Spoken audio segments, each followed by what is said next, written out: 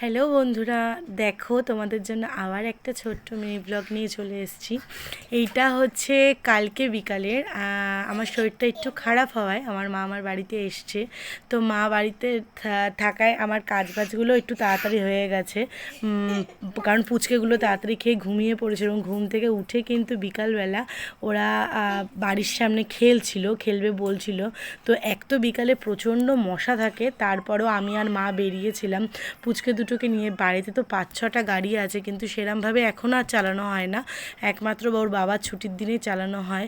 কারণ আমি এতই কাজের সংসারের ব্যস্ত থাকি, সবসময় নিয়ে কিন্তু বেরোতে পারি না। তো কালকে যেহেতু মাও ছিল এবং আমাদের তাড়াতাড়ি কাজবাজ সব কমপ্লিট হয়ে গেছে, বিকালে কিন্তু উঠে বেশ বাইরে আলোই ছিল, সন্ধ্যা হয়ে যায়নি। তো বেরিয়ে দুটোকে নিয়ে বেরালাম। তো ওই বড়টা সাইকেল চালাচ্ছিল, ছোটোটা স্কুটি চালাচ্ছিল, দেখতেই পারলে।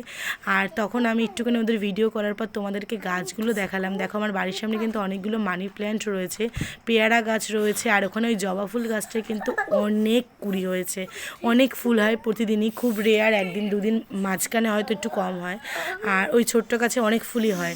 দেখো বড়টা তারপরে আবার স্কুটি চালিয়ে আবার ছোটোটাকে দিল, ছোটোটা নিয়ে চলে গেল। তারপরে চলে আসলাম আমার বাড়ির এই সাইডে যে কামরাঙা গাছটা রয়েছে, যেটা তোমাদের আমি আগেও দেখিয়েছি। দেখো কিরম গাছের টস টস করছে পেকে। আর দেখো গাছের গোড়া, এটা কিন্তু কলমের কামরাঙা গাছ আমাদের, একদম নিচে কিন্তু তিনটে একসঙ্গে থোক করেছিল। এবং তারপরে কিন্তু ঘরে ঢুকেই পুচকে দুটো দেখো নিজেদের মতন পড়তে বসে পড়েছে, আমিও পড়াতে বসে পড়েছি। তোমাদের কেমন লাগলো জানিও। টাটা বন্ধুরা।